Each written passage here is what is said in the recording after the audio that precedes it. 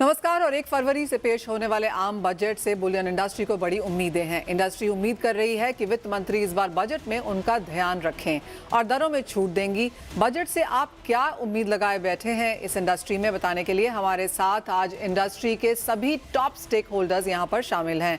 Kamakhya jewels के MD Manoj Jha, all India gem and jewellery domestic council के chairman Sanyam Mehra, gem and jewellery export promotion council के ex chairman Colin Shah, metal focus के principal consultant South Asia Chirag Sheth and India bullion and jewellers association के president Prithviraj Kothari, आप सभी का कार्यक्रम में शामिल यहाँ पर हम स्वागत करते हैं। कोठारी जी, सबसे पहले आपसे शुरुआत कर लेते हैं। और एक बहुत लंबा हमने डिस्काउंट यहाँ पर भारतीय बाजारों में चलता हुआ देखा है। उसकी दो वजह हैं, एक तो शायद अनऑफिशियल गोल्ड आना और दूसरा कि ड्यूटी इतनी ज्यादा है कि बाजार एक अनऑफिशियल चैनल पे जाने पे मजबूर हो गया है। 18% का जो टोटल टैक्स है, क्लियरली पूरी इंडस्ट्री चाहती है कि वो उसे कम किया जाए। क्या एक्सपेक्टेशन है, क्या वित्त मंत्री उसे देखेंगी और अगर कम किया जाता है तो कितना कम हो सकता है? धन्यवाद मनीषा जी। सबसे पहले देखिए, जो 18% का डिफरेंस है, आपने देखा होगा कि जो गवर्नमेंट की रिपोर्ट आई है कि गोल्ड 706 टन इंपोर्ट हुआ है अभी तक। तो जो ऑब्वियसली सामने दिख रहा है, जो हमारा 1000 टन का जो इंपोर्ट होता था उसके जगह पे सिर्फ 706 टन इंपोर्ट हुआ है। तो ऑब्वियसली जो डिफरेंसेज है वो समझ सकते हैं। दूसरी चीज रहता है कि हम लोग गवर्नमेंट से कस्टम्स ड्यूटी जो 18% का जो इंटरनेशनल मार्केट और डोमेस्टिक मार्केट के अंदर डिफरेंस है, वो काफी हद तक इफेक्ट करता है। आफ्टर द जीएसटी अगर आपने देखा होगा कि पूरा बिजनेस जिसकी जो ग्रोथ है वो काफी बढ़ गई है, मल्टीपल ग्रोथ्स हो गई है। अब हम लोग को चाहिए कि जो अभी अभी धीरे धीरे यहाँ डोमेस्टिक इंडस्ट्री पे उसका इफेक्ट दिखने को लग जाएगा। आपने देखा होगा लास्ट 2 महीने से इंपोर्ट बिल्कुल नहीं के बराबर है। उसका जो इंटरनेशनल मार्केट और डोमेस्टिक मार्केट में डिफरेंस है, जो हमने यहाँ पे इतनी बड़ी बड़ी सबने इंडस्ट्रियल लगाई है, रिफाइनरी लगाई है, उसको अब इफेक्ट आना चालू हो जाता है इस डिफरेंस की वजह से। तो हमें लगता है ना कहीं गवर्नमेंट को, फाइनेंस मिनिस्टर साहिबा को इसके बारे में सोचना चाहिए कि जो डिफरेंस है वो मैंने अब 44 साल की लाइफ में इतना डिफरेंस कभी नहीं देखा हुआ है। ऑलराइट जी हाँ, तो यानी कि 4 डेकेड में सबसे बड़ा डिफरेंस फिलहाल हम यहाँ पर सोने में आता हुआ देख रहे हैं। और सरकार की अगर यहाँ पर नजर है और जिस तरह से बाजार चाहता भी है, इंडस्ट्री की मांग है कि यहाँ पर कस्टम्स ड्यूटी, इंपोर्ट ड्यूटी में जो डिफरेंस है उसे कम किया जाए, तो उसका फायदा यहाँ पर मिलेगा, सरकार को फॉरेक्स के तौर पर भी मिलेगा और इंडस्ट्री के लिए भी बेहतरीन होगा। जीएसटी की बात यहाँ पर कोठारी जी ने उठाई और मनोज जी आपसे जानना चाहेंगे एक डिटेल में, क्या एक्सपेक्टेशन यहाँ पर है और क्या विशलिस्ट है जब जीएसटी की बात आती है सरकार से? नमस्कार मनीषा जी। देखिए, जीएसटी जो है वो हमारे इंडस्ट्री में पहले से ही कम होना चाहिए था। जो आज 3% है वो कहीं ना कहीं 0.5% से 1% तक ही होना चाहिए था। पहले भी हमारे पास एक्साइज 1% था, वैट 1% था। तो ये जीएसटी प्लस इंपोर्ट ड्यूटी मिलके 18% जो हमारे इंडस्ट्री के ऊपर लादा गया है, ये काफी ज्यादा है। साथ में आपको ये भी देखना चाहिए, जो हैंडमेड ज्वेलरी है उसके लिए तो मेरे हिसाब से 0% जीएसटी होना चाहिए, तभी मेक इन इंडिया आगे बढ़ेगा। हमारा देश में जो हैंडमेड ज्वेलरी है पूरे वर्ल्ड वाइड जाएगी।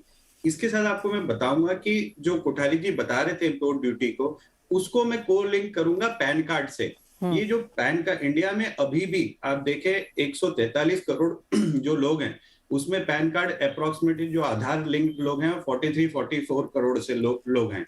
अब इतने लोगों के पास ही पैन कार्ड है। अब जो इसका मतलब जो हमारे पास अप्रोक्स 100 करोड़ के जो ये है हमारे एडल्ट्स हैं, वो कहाँ से खरीदेंगे? मतलब 50 करोड़ लोग तो बच गए, वो बिना कैश के खरीद ही नहीं सकते ज्वेलरी, और उससे हमारी इंडस्ट्री बहुत मार खा रही है। आप अभी भी इंडिया में जो सबसे बड़ा बैकबोन है वो कैश ट्रांजैक्शन ही है, और यहाँ पे हमारे पास केवल 2 लाख की छूट है। ये कम से कम 6 से 7 लाख रुपए तक होनी चाहिए, क्योंकि जो रूरल एरिया है वहां पे लोग ज्वेलरी खरीद ही नहीं पाते। अच्छा, वो नहीं खरीद पाते तो कहाँ जाते हैं? वो ऐसे लोगों के पास जाते हैं जो कैश में देते हैं। कैश में कौन खरीदते हैं? जो दूसरे तरीकों से गोल्ड को अपने पास लेके आते हैं। यानी कि वहां भी इंपोर्ट ड्यूटी के वजह से दूसरे लोग गोल्ड लेके आते हैं, और जिनके पास पैन कार्ड नहीं होता है उन दोनों का साथ में बिजनेस होता है। तो एक तीर से 2 निशाने अगर गवर्नमेंट को निपटाने हैं तो पैन कार्ड की लिमिट 6 से 7 लाख करनी चाहिए, और साथ में इंपोर्ट ड्यूटी कम करनी चाहिए। तभी ये बिजनेस ग्रो हो पाएगा। नहीं तो देखिए इस महीने अप्रॉक्स 85% कम इंपोर्ट हुई है गोल्ड।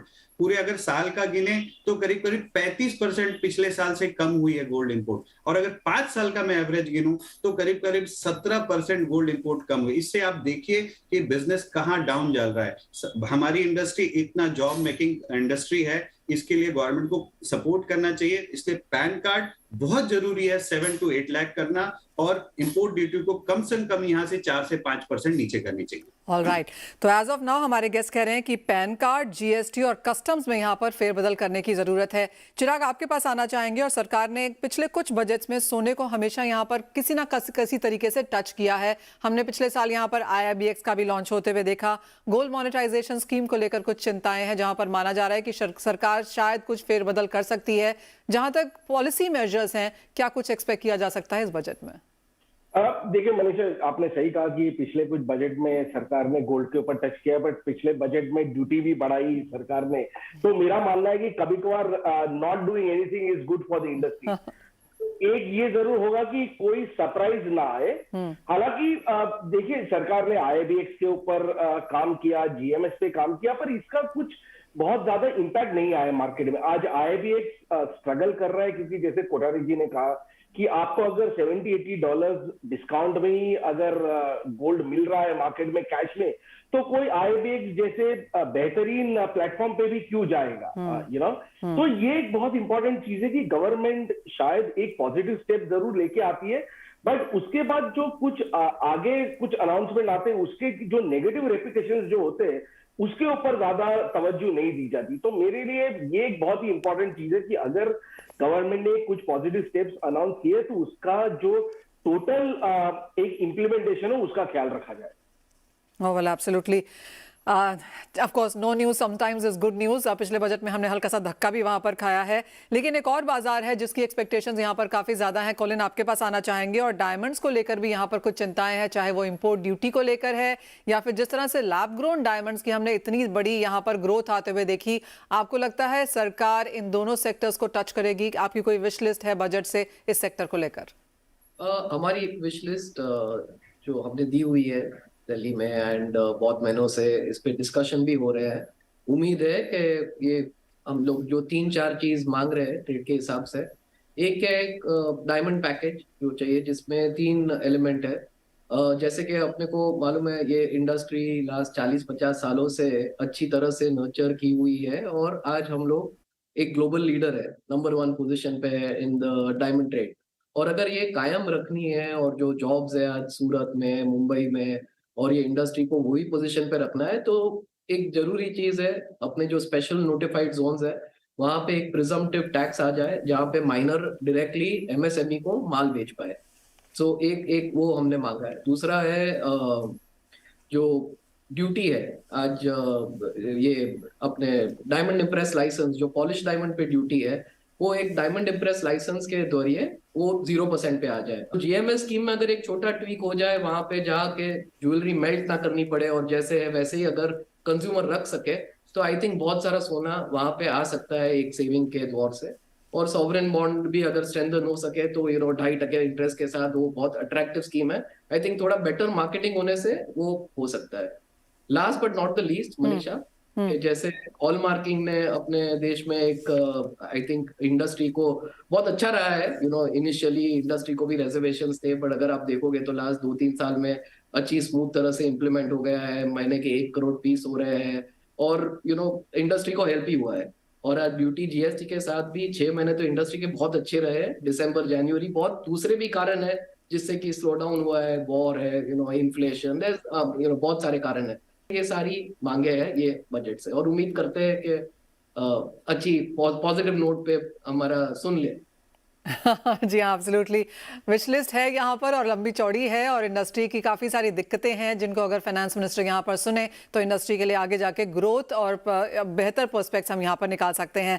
सही, हम आपसे भी जानना चाहेंगे टॉप विश लिस्ट आपकी यहाँ पर क्या होगी? और जहाँ तक ज्वेलरी की बात है, पहले जो वो EMIs पे काम होता था, ज्वेलरी मेकिंग होता था, डिजिटल गोल्ड भी अब यहाँ पर निकला है। कैसे देखते हैं आप सरकार को, फाइनेंस मिनिस्टर को, इन सबको देखते हुए?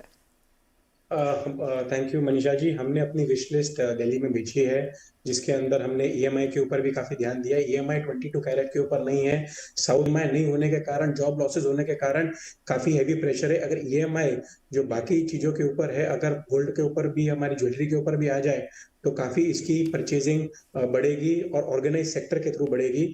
जो कैश परचेज लिमिट है वो हम चाहते हैं कि जो अभी 10,000 रुपए की है वो लाख रुपए तक चले जाए, क्योंकि आज भी अगर कोई एंड कंज्यूमर अपना माल बेचने आता है या अपनी चीज कोई दिक्कत आने के टाइम पर, घर में कोई बीमार हो, उस टाइम पर अगर किसी रिटेलर के दुकान में आता है तो उसको 10,000 के ऊपर 40A सेक्शन इनकम टैक्स के अंदर उसको कैश देना, उससे ज्यादा 10,000 के ऊपर देना अलाउड नहीं है। तो अगर ये लाख रुपया कर दिया जाए तो ऑर्गेनाइज सेक्टर के थ्रू ही ये डीलिंग होगी। फिर क्रेडिट कार्ड के ऊपर जो अभी 1 से 2.5% अभी भी लग रहा है, 2.5 to 5% की मजदूरी में तो व्यापार हो जाता है जेम एंड ज्वेलरी सेक्टर के अंदर।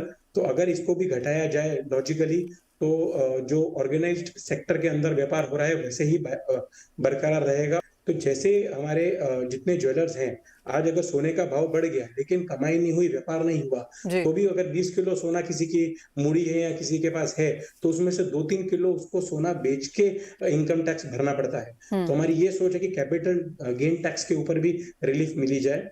अशोक चक्र कॉइन्स हैं जो गवर्नमेंट ने, पीएम मोदी साहब ने निकाले थे 2018 में, वो सिर्फ गवर्नमेंट एजेंसीज ही बेच सकती हैं। अगर रिटेलर्स भी इसको बेच सकें तो उससे भी ये कॉइन्स बराबर तरीके से हर घर में एक रिटेलर एंड कंज्यूमर को बेच सकता है। और कोलैटरल फ्री लोन, आज एमएसएमई सेक्टर है जो उसको 2 करोड़ की ही लोन्स कोलैटरल फ्री मिल सकते हैं। अगर इसको बढ़ा के 5 करोड़ तक किया जाए तो एमएसएमई सेक्टर जो है, जो गवर्नमेंट की सोच है जिसको बढ़ाया जाए, उस सेक्टर की भी ग्रोथ अच्छे लेवल पे आ सकती है। एक और चीज के बारे में मैं कहना चाहूंगा कि गोल्ड मोनेटाइजेशन स्कीम जो है, जो अपना सपना था हमारे पीएम मोदी का कि इस स्कीम के अंदर काफी कैड का बेनिफिट होगा, लेकिन गोल्ड मोनेटाइजेशन स्कीम में 11.1 टन गोल्ड ही अभी तक आया है, जबकि इंडिया के अंदर 23,000 to 25,000 टन ऑफ गोल्ड है।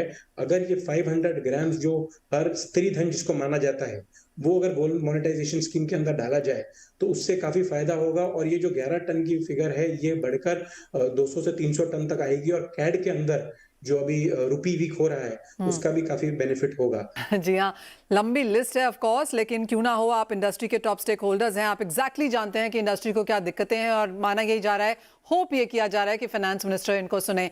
एक छोटे से ब्रेक के लिए रुकेंगे। ये तो इंडस्ट्री की बातें हुई, लेकिन वापस आके आप सबसे ये जानना चाहेंगे कि वो क्या एक टॉप चीज़ है जो इस इंडस्ट्री को इंटीग्रेट करती है सरकार की जो थॉट है उसके साथ, चाहे वो आत्मनिर्भरता है या फिर जॉब क्रिएशन है, एम्प्लॉयमेंट है, वो एक क्या चीज़ है जो ये इंडस्ट्री सरकार को दे सकती है, जो सरकार देखना चाहेगी, वो आपसे जानना चाहेंगे इस ब्रेक के बाद। आपका स्वागत है। एक बैलेंसिंग एक्ट होती है सरकार के लिए जब वो बजट बनाते हैं, ताकि सभी सेक्टर्स को, सभी स्टेक होल्डर्स को और सभी तबकों को यहाँ पर कुछ ना कुछ मिले, लेकिन सरकार को भी यहाँ पर कुछ मिले। कोठारी जी, जब हम इस इंडस्ट्री को देखते हैं तो कैसे आप इंटीग्रेट इसे करेंगे global economy, rather Indian economy के साथ? देखिए, इंडियन इकोनॉमी में अगर ग्लोबल इकोनॉमी देखोगे तो वर्ल्ड के अंदर कहीं पे भी गोल्ड बुलियन के ऊपर कस्टम्स ड्यूटी नहीं है। आप अगर कहीं पे भी देखेंगे तो वहां पे कस्टम ड्यूटी नहीं। हाँ, जो सेकंड सेल होता है, जो ज्वेलरी सेल होती है या कॉइन या बार जो भी सेल होता है, उसके ऊपर ओनली जीएसटी होती है। तो हमारे यहाँ पे अभी भी कस्टम ड्यूटी का बर्डन बहुत ज्यादा है और जीएसटी कम है। तो गवर्नमेंट को एक तो चाहिए कि कस्टम्स ड्यूटी को कैसे भी करके कम करे, क्योंकि हम देख रहे हैं कि हमारा जब कमोडिटी एक्सचेंज है उस पे इफेक्ट आ रहा है। जो सब बाहर बिजनेस चले जा रहा है, जैसे आप निफ्टी का जो देख रहे हैं, वैसे यहाँ पे कमोडिटीज में भी हालत है। सीटीटी की वजह से जो लोग 500 रुपया कमाते नहीं है किलो के ऊपर, उसमें सीटीटी 500 रुपया लग जाता है, तो कोई वॉल्यूम नहीं आ रहा है।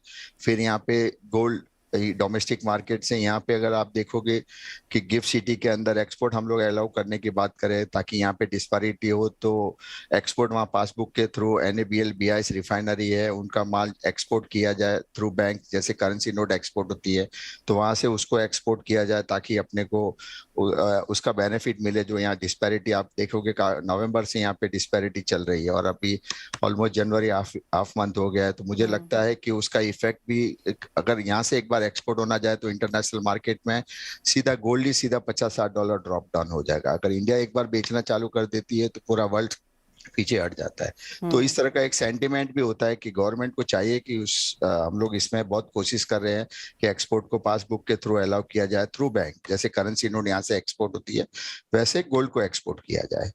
तो इस तरह से हमारी मांगे है कि हम कॉम्पिटिट कर सके इंटरनेशनल मार्केट। हम लोग यार हमारे हाथ बहुत बंधे हुए रहते हैं, हम लोग कुछ कर नहीं पाते हैं। अगर गवर्नमेंट एक बार सपोर्ट करे और ट्रस्ट करे पूरा बिजनेस को जो एक गलत निगाह से देखते हैं, अब धीरे धीरे चेंज हो रहा है, बट फिर भी कहीं ना कहीं 18% के डिफरेंस से उनका सोचना भी वाजिब है।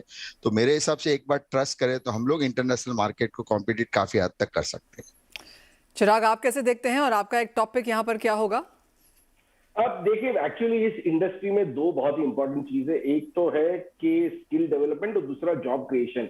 एक्चुअली इस इंडस्ट्री में बहुत ज्यादा पोटेंशियल है। आप देखिए जॉब क्रिएशन, मनीषा एक चीज समझनी बहुत जरूरी है कि ऑर्गेनाइज सेक्टर का ग्रोथ हुआ है पिछले 5-6 साल में, स्पेशली डिमोनेटाइजेशन, जीएसटी के बाद। अब इशू ये हो जा रहा है कि पिछले 6 महीने में जो इम्पोर्ट ड्यूटी बढ़ी है उसकी वजह से जो ऑर्गेनाइज सेक्टर की जो ग्रोथ है वो काफी हद तक हैम्पर हो गई है, और इसका जरूर एक डायरेक्ट खामियाजा होता है जॉब क्रिएशन के ऊपर, क्योंकि जो ऑर्गेनाइज सेक्टर है उसकी अगर ग्रोथ होगी तो एक स्टोर में 15-20 लोग होंगे, तो जैसे जैसे इनके स्टोर एक्सपेंशन होते रहेंगे वैसे वैसे जॉब क्रिएशन होगा। प्लस ऑर्गेनाइज सेक्टर ट्रेनिंग में काम करता है अपने कारीगरों के साथ, मैन्युफैक्चरर के साथ। सो आज इम्पैक्ट इसका ये हो रहा है कि हाई ड्यूटी का इम्पैक्ट ये दोनों पे आ रहा है, स्किल डेवलपमेंट और एम्प्लॉयमेंट जनरेशन। मनोज जी, आप कैसे देखते हैं और आपको क्या लगता है कि सरकार क्या चाहती है फिलहाल सेक्टर से? जैसे कहा गया कि हाँ थोड़ा ट्रस्ट बिल्ड करने की जरूरत जरूर है, लेकिन सेक्टर उस बदले में यहाँ पर क्या देता? देखिए, इस सेक्टर के बारे में तो आप अच्छे से जानते हैं कि जीडीपी का 7.5% gold and diamond industry contribute करता है। एक्सपोर्ट्स में भी आपको मालूम है अप्रॉक्स 14 to 15% जो है gem and jewellery merchandise export में कंट्रीब्यूट करता है। तो मेरा टॉप पिक है कि जो ये पॉलिश डायमंड पे जीएसटी वापस 0.25% किया जाए, 5% रिडक्शन इन इंपोर्ट ड्यूटी किया जाए, एंड पैन कार्ड को 6 लाख की लिमिट कम से कम की जाए, तभी हमारा जॉब क्रिएशन ज्यादा होगा और कम से कम 10 मिलियन लोगों को हम जॉब दे सकेंगे। ऑल राइट, कॉलिन आपसे भी एक लाइन में जानना चाहेंगे कि क्या लगता है, क्योंकि सूरत में भी यहाँ पर स्लो डाउन देखने को मिला है, overall diamond industry Russia Ukraine war के बाद भी थोड़ी सी ढीली हुई है, यहाँ से कुछ उम्मीदें हैं आपको? उम्मीदें एज ए जो आपका सवाल है मनीषा जी, इसके हम गवर्नमेंट के लिए क्या करेंगे, तो मैं उसका ही एक आंसर दे दूंगा। क्योंकि देखो, गवर्नमेंट के लिए गवर्नमेंट ने आई थिंक मोदी जी ने बहुत स्पष्ट आई थिंक बहुत सारे KRA दिए हुए हैं देश को, और उसमें एक नंबर 1 है, अगर आप देखोगे तो एक मेक इन इंडिया का परफेक्ट एग्जांपल है तो हमारी इंडस्ट्री है। सो हमारी industry can be James and jewellery capital of the world, एक वो तो 100% कर सकते हैं। दूसरा, हमारी जो इंडस्ट्री है आज जो एम्प्लॉयमेंट जनरेट करता है वो ना बल्कि एक नंबर है एम्प्लॉयमेंट, बट वी एम्प्लॉय लगभग 50% के ऊपर विमेन है। सो विच नॉट बहुत सारी इंडस्ट्री इंडिया में नहीं है जो 50% के ऊपर विमेन एम्प्लॉय करती है, जो हमारी इंडस्ट्री करती है। दूसरा एक जो इम्पोर्टेंट चीज है कि हमारे इंडस्ट्री में हम ना बल्कि ऐसा नहीं है कि बहुत पढ़े लिखे लोग के इंजीनियर डॉक्टर की जरूरत है, हम वो स्ट्रेटा ऑफ सोसाइटी को बहुत अच्छी तरह से जॉब दे पा रहे हैं जिसको दूसरे सब इंडस्ट्री वापस जॉब नहीं दे सकते। आज अगर आप देखोगे तो 1 से 6 महीने के अंदर कोई भी आज वर्कर है तो वो हीरे बना सकता है, कटिंग एंड पॉलिशिंग सीख सकता है, जेमस्टोन पॉलिशिंग सीख सकता है, फाइलिंग, सेटिंग, पॉलिशिंग, कैड का कोर्स कर सकता है, और उसको अच्छी खासी नौकरी मिल जाती है। तो हमारी इंडस्ट्री का वो एक वैल्यू एडिशन है इकोनॉमी को, कि हम वो स्ट्रेटा ऑफ सोसाइटी को जॉब्स जनरेट कर रहे हैं जिनके लिए इतना आसान नहीं है इस टाइप की सैलरी दूसरे इंडस्ट्री में मिलना। एब्सोल्युटली, काफी सारी चीजें हैं जो ये सेक्टर देता है, कंट्रीब्यूट करता है ग्लोबल इंडियन इकोनॉमी के लिहाज से, और काफी कुछ इन द प्लस यहाँ पर है अगर सरकार इस सेक्टर को देखे तो। सही, हम एक फाइनल कमेंट आपसे भी, आपको क्या लगता है इंडस्ट्री क्या कंट्रीब्यूट करती है और सरकार उसको कितना पॉजिटिव एंड इन रिटर्न क्या दे सकती है? देखिए, हॉलमार्किंग ऐसी चीज थी जब जो भी गवर्नमेंट ने लगाई HUID पूरी इंडस्ट्री ने एक्सेप्ट कर लिया। ट्रस्ट जो फैक्टर था कस्टमर का, एंड कंज्यूमर का, वो अभी इस इंडस्ट्री के ऊपर पूरा आ गया, और आने वाले टाइम के अंदर पूरे इंडिया के अंदर हॉलमार्किंग आ जाएगा। जैसे सबने बताया 70 to 80 लाख लोग इस इंडस्ट्री के अंदर एम्प्लॉयड है और 5 करोड़ से लोग उसके जो साथ जो हैं वो इसके अंदर बराबर तरीके से इन्वॉल्व है, बराबर जी। तरीके से उनका घर इससे चलता है। जो एक बात मैं कहना चाहूंगा कि आज भी हमारे इंडिया के अंदर ऐसा माल बनता है, हैंडमेड ज्वेलरी बनती है जो पूरे वर्ल्ड के अंदर कहीं नहीं बनती है।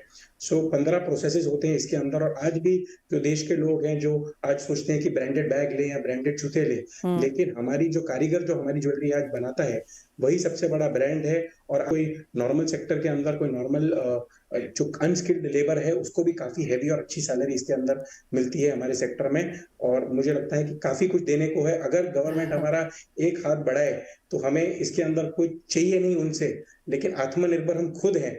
कुछ ना करे वही बेहतर है, लेकिन हम अपने आप ग्रोथ करने के लिए कैपेबल है हमारी इंडस्ट्री। जी हाँ, एब्सोल्युटली, बहुत बड़े कंट्रीब्यूशंस हैं यहाँ पर और अपॉर्चुनिटीज़ बहुत सारी हैं, कुछ दिक्कतें ज़रूर हैं और एक विश लिस्ट भी है इंडस्ट्री की तरफ से। और आशा यही है कि फाइनेंस मिनिस्टर इसको इस बार देखेंगी और कुछ पॉजिटिव स्टेप्स इंडस्ट्री के लिए इस बार उठाए भी जाएंगे। आप सभी का बहुत शुक्रिया साथ जुड़ने के लिए और वो तमाम चीज़ों पर एक इन डेप्थ एनालिसिस और अपनी राय भी बताने के लिए, और हमारे साथ आज CNBC आवाज़ पर अपना समय भी स्पेंड करने के लिए बहुत शुक्रिया। इसी साथ मुझे भी दीजिए इजाज़त। नमस्कार।